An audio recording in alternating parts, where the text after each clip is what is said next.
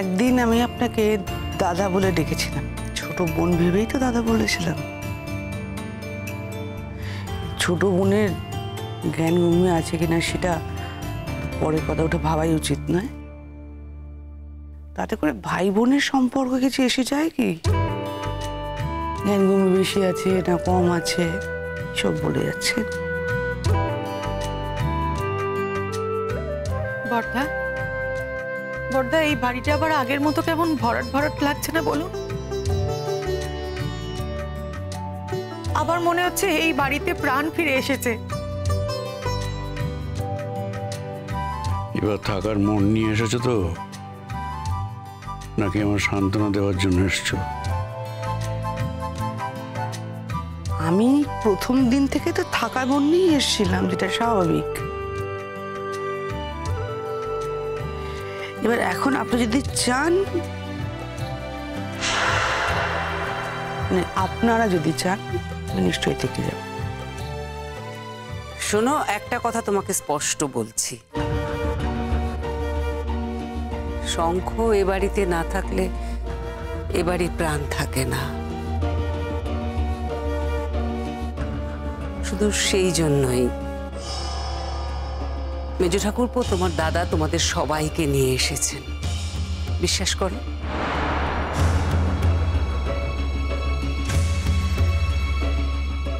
উনি তো এটুকু বুঝতে পেরেছেন শঙ্খ তার বাবাকে ছাড়া থাকবে না।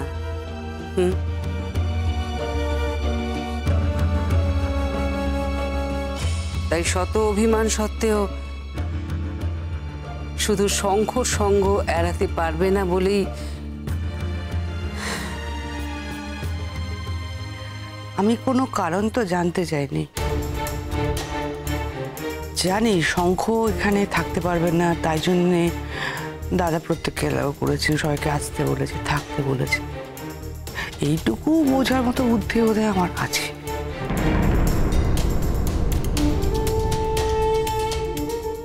ভুল।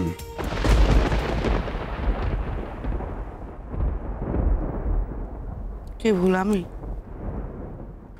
হ্যাঁ, শঙ্কর প্রতি ভালোবাসা আমার আগেও ছিল, এখনো আছে।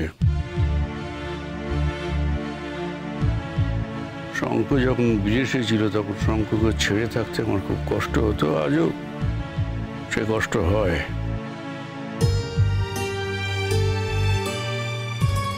কিন্তু তোমার সঙ্গে যদি আমার তীব্র বিরোধিতা থাকতো, তাহলে শঙ্কর জন্য কিছুতেই আমি তোমাকে অ্যালাউ করতে পারতাম না।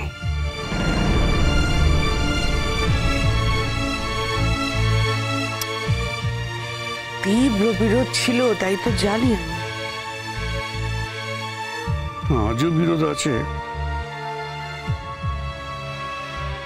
অস্বীকার করছি না যে বিরোধ নেই, তবে সেই বিরোধিতা একটু কমেছে বলা যেতে পারে। জানি না, কোনোদিন হয়তো তোমারই চেষ্টায় এই বিরোধিতা সম্পূর্ণ তুমি ঘুচিয়ে দিতে পারবে। কোনো কিছু একা চেষ্টা হয় না। আমার দিক থেকে কমেনি, সেটা তো বুঝতেই পারছো। আশা করি তুমি সেটা নিজেই ঘুচিয়ে দিতে পারবে। যাক, এ সমস্ত কথা, তুমি কলেজের দায়িত্ব কবে থেকে নিচ্ছ?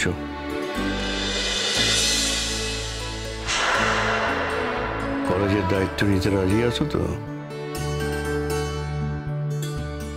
ঠিক কি দায়িত্ব না জানলে আমি কি করে বলি যে হ্যাঁ? তবে হ্যাঁ, ছেলে মেয়েদের পড়িয়ে এসছি চিরকাল, সেইটুকু পারি আর কি। তাতে যদি ছেলে মেয়েদের উপকার হয় নিশ্চয়ই আমি এমনি করবো আর কি। দয়া করবে নাকি আমাদের?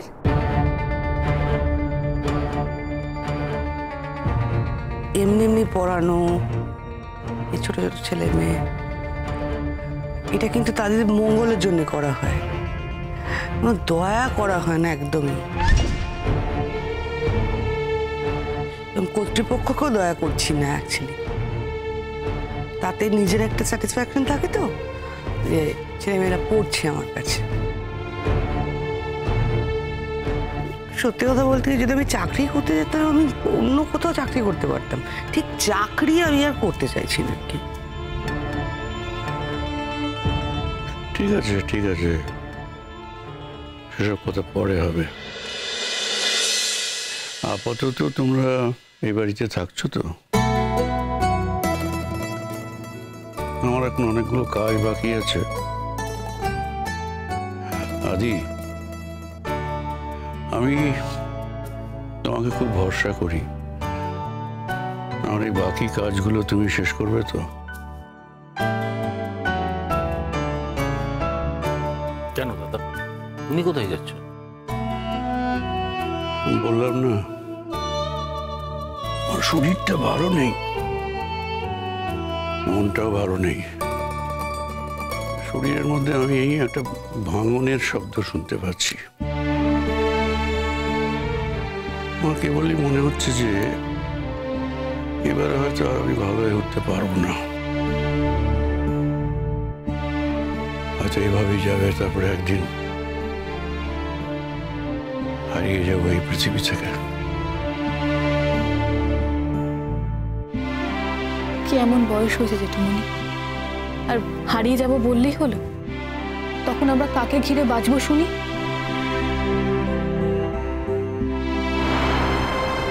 তোমরা কি তোমার জেঠুমনিকে ঘিরেই এতদিন বেঁচেছিলে?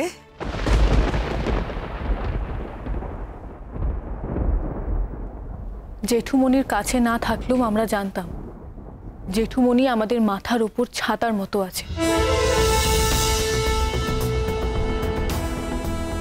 উনি যদি আমাদের কাছে থাকতে দিতেন তাহলে এতদিন ওনার কাছেই থাকতাম, ওনাকে ছেড়ে কোথাও যেতাম না।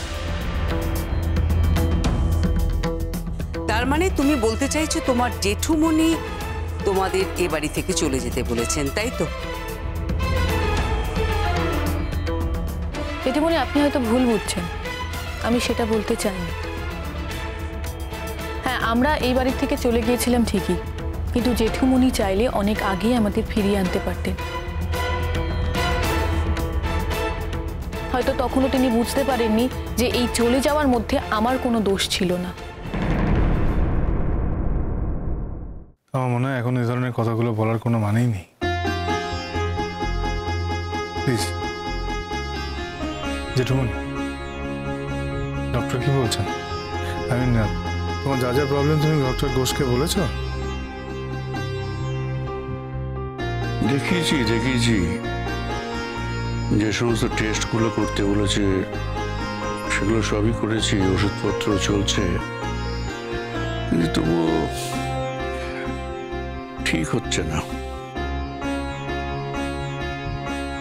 হ্যাঁ, ওষুধের সঙ্গে কিন্তু পথ্যটাও ঠিক দরকার আর কি। কেন তোমাদের মনে হচ্ছে আমি পথ্য দিচ্ছি না? আপনাকে আমি কিছুই বলছি না, কখন বললাম এসব? খালি বলেছি নিয়ম করে পথ্য খেতে হবে, এর সঙ্গে পথ্য লাগবে, শুধু মেডিসিনে হয় না কিছু। ওহো, আর একটা কথা বলছি, আমি না এই ঝগড়াঝাটি, তর্ক বিতর্ক, কথার পৃষ্ঠে কথা, এগুলো করতে আসিনি। কিন্তু এখন এক্ষেত্রে যদি আমার একদম মুখ বন্ধ করে রাখতে হয়, কথা না বলতে হয়, আমি কথা বলবো না। 100 বার তুমি কথা বলবে। আমাদের নিজেদের দাদা, তার সম্বন্ধে কথা বলার অধিকার এবারের প্রত্যেকের আছে, তোমারও আছে, বৌদির একার নেই। আমি বুঝতে পারছি না এই প্রত্যেকটা এতদিন ছিল কোথায়। জ্বর চ্যাপটা সবকিছু তো আমি সামলেছি। আমরাও ছিলাম মা, আজ আমাদের অস্তিত্বটা ভুলে গেলে তো চলবে না। বাকিরাও সবাই থাকতে চেয়েছে। আপনি যদি ঠিক সময় ঠিক কাজটা করতেন তাহলে বোধহয় কেউই এই বাড়ি ছেড়ে চলে যেত না। আমি তোমার কাছে শিখবো নাকি এসব কথা?